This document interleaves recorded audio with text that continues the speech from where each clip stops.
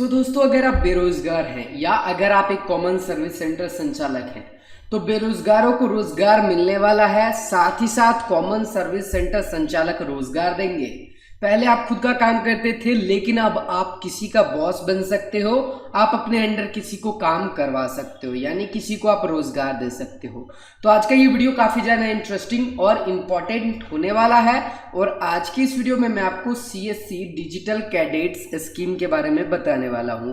साथ ही साथ मैं आपको सीएससी डिजिटल कैडेट्स रजिस्ट्रेशन या डिजिटल कैडेट्स भर्ती कैसे करनी है वो भी बताऊंगा। क्या एलिजिबिलिटी है, क्या क्राइटेरिया है, कौन डिजिटल कैडेट्स बन सकता है, क्या क्या रिक्वायर्ड डॉक्यूमेंट है, कितना इसमें कमीशन या फिर सैलरी मिलेगी, इसकी भी जानकारी दूंगा। और वीडियो के आखिरी में मैं आपको बताऊंगा किस प्रकार से ऑनलाइन रजिस्ट्रेशन करना है। सो हाय गाइस, मैं अमर, आप देख रहे हो टेक गुप्ता यूट्यूब चैनल। चलिए इस वीडियो की शुरुआत करते हैं।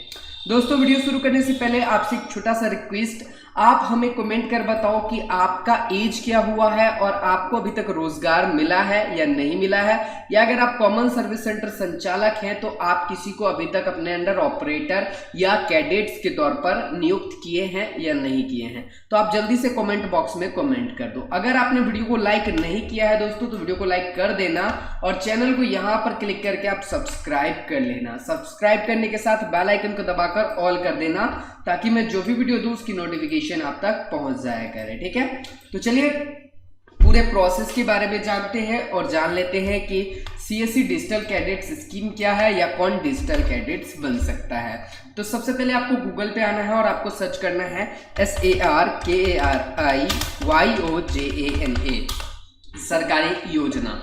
जैसे ही आप सरकारी योजना सर्च करते हैं आपको यहाँ पर कुछ इस प्रकार से रिजल्ट देखने को मिलता है। ठीक है, तो यहाँ पर एक वेबसाइट खुलकर आएगी। यहाँ पर सिंपली आप यूआरएल ध्यान से देख लीजिएगा, इसी पर आपको क्लिक करना है। जैसे ही आप इस पर क्लिक करेंगे आपके सामने जो है वेबसाइट खुलकर आ जाएगी और यहाँ पर लेटेस्ट में ही आपको देखने को मिलेगा सीएससी डिजिटल कैडेट्स। सिंपली आपको इस पर क्लिक कर देना है या फिर ये जो सर्च बॉक्स है इसमें आपको क्लिक करना है और आपको लिख देना है DIGITAL digital CADETS cadets. Digital cadets आपको यहाँ पर लिखकर टाइप कर देना है और यहाँ पर रिजल्ट आपका खुलकर आ जाएगा। ये मैंने इसलिए बताया कि आप अगर बाद में भी इस वीडियो को देख रहे हैं, कुछ दिनों के बाद में भी देख रहे हैं, तो आप इसको प्रोसेस को फॉलो कर लोगे। अब बात करते हैं सीएससी डिजिटल कैडेट्स भर्ती क्या है। तो मैं आपको बहुत ही आसान तरीके से बताने वाला हूं, आप समझ लेना। यहाँ पर कोई भी व्यक्ति, महिला, पुरुष या बेरोजगार व्यक्ति जो 10वीं पास है, जिनका उम्र 18 वर्ष से अधिक है, इसके तहत आवेदन कर सकता है। अब डिजिटल कैडेट्स कौन हो सकता है, क्या काम करना होता है? तो डिजिटल कैडेट्स का बेसिकली काम सीएससी की सर्विसेज की होम डिलीवरी करना है। यानी सीएससी के अंतर्गत कोई भी सर्विस है, जैसे कि हम मान लेते हैं डीजीपे है जिसमें ट्रांजैक्शन करना होता है, या सीएससी मोबाइल ऑपरेटर यानी मोबाइल से ऑपरेट होने वाले जितनी सर्विस है, जैसे कि पीएम किसान में रजिस्ट्रेशन हो जाता है, या फिर किसान ई पोर्टल की जानकारी हो जाती है, या किसान ई मार्ट की जानकारी हो जाती है। तो ये सभी सर्विसेज इन डिजिटल कैडेट्स को ग्रामीण इलाके के व्यक्ति तक पहुंचाना है, उनके घर पर जाकर ये सर्विस देनी है, सुविधा देनी है। इस सुविधा के एवज में सीएससी संचालक के द्वारा उन्हें एक निश्चित कमीशन दिया जाएगा। कॉमन सर्विस सेंटर के द्वारा एक निश्चित सैलरी दी जा सकती है। सैलरी के ऊपर अभी कोई भी जानकारी नहीं आई है, आगे मैं आपको बताऊंगा जब भी सैलरी के ऊपर जानकारी सीएससी के द्वारा दी जाएगी। अब बात करते हैं सीएससी डिजिटल कैडेट्स की स्थापना या इसकी शुरुआत कब की गई। तो सीएससी की 11वां स्थापना दिवस यानी सीएससी दिवस के शुभ अवसर पर सीएससी डॉक्टर दिनेश कुमार त्यागी यानी सीएससी के जो सीईओ हैं डॉक्टर दिनेश कुमार त्यागी जी के द्वारा सीएससी डिजिटल कैडेट स्कीम की शुरुआत की गई।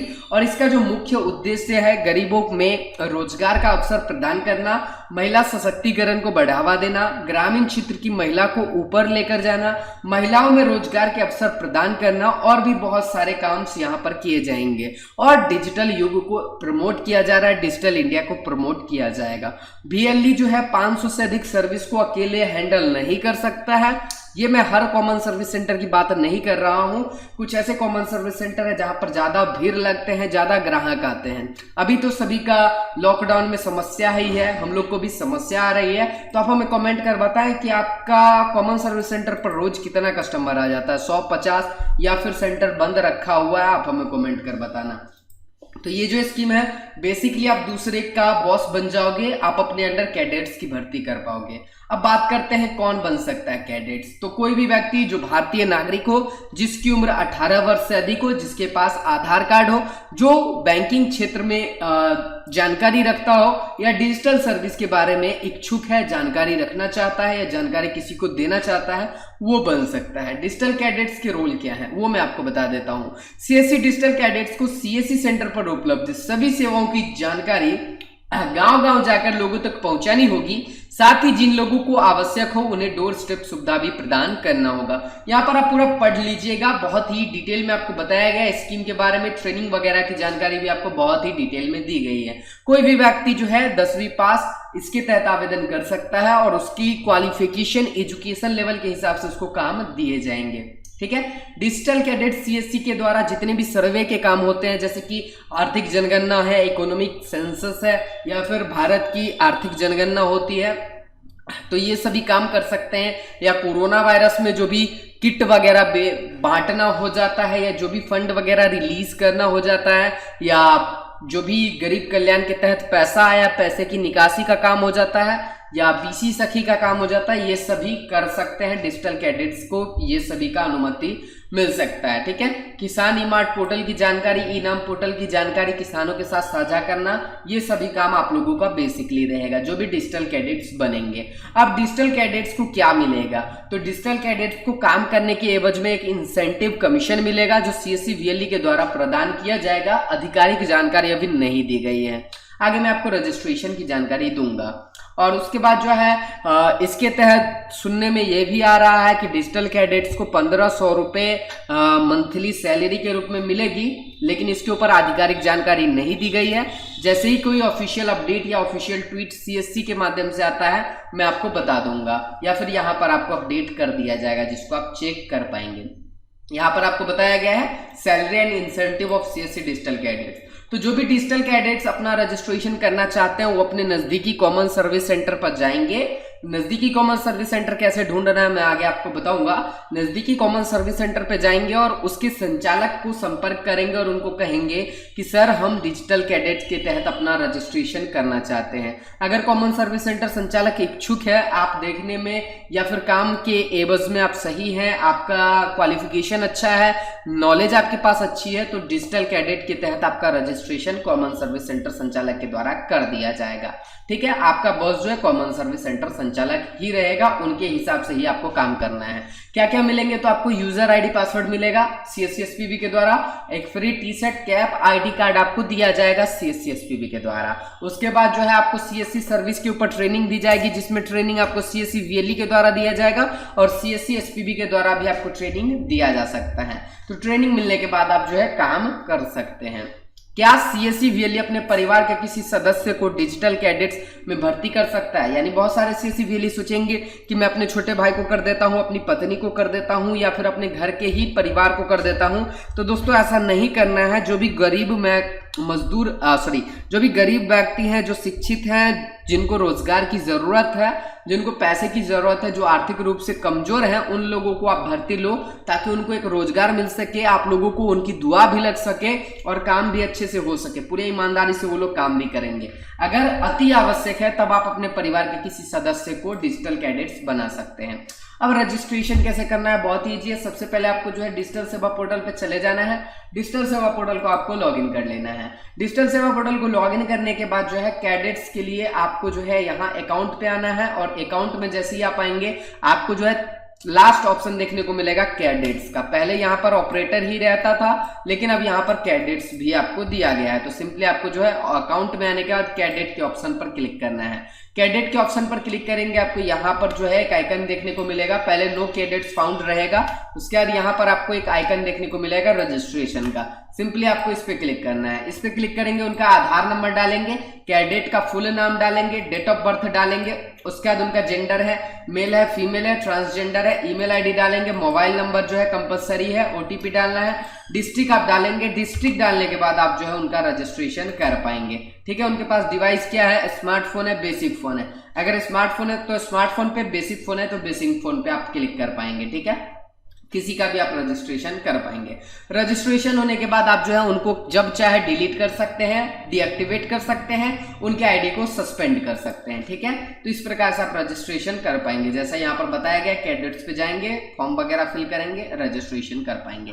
यहाँ पर आपको जो है इंस्ट्रक्शन भी दिया गया है, इंटर वैलिड मोबाइल नंबर, आधार नंबर या वीआईडी वर्चुअल आईडी नंबर आप कैडेट का इंटर करेंगे, आधार नंबर डालेंगे, उसका जो नाम, डेट ऑफ बर्थ डालेंगे, जेंडर डालेंगे, आपका जो है ईमेल आईडी और मोबाइल नंबर को आप जो है ओटीपी के द्वारा वेरीफाई करेंगे। वेरीफाई होने के बाद जो है आप जिला सेलेक्ट करेंगे, सबमिट करेंगे, कैडेट का रजिस्ट्रेशन हो जाएगा। उसके बाद कुछ सवाल वगैरह है जिसको आप यहाँ पर देख सकते हैं, कैडेट रजिस्ट्रेशन आप कर सकते हैं।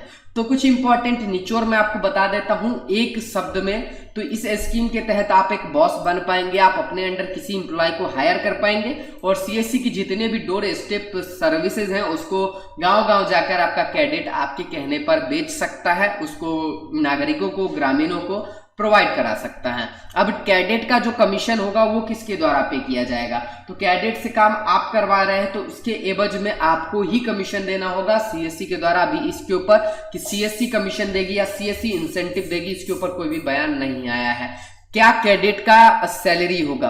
सुनने में आ रहा है कैडेट की सैलरी हो सकती है, लेकिन सीएससी के द्वारा ऑफिशियल बयान नहीं दिया गया है। कैडेट को क्या क्या मिलेगा? कोई डिवाइस भी मिलेगा? नहीं, कोई डिवाइस नहीं मिलेगा।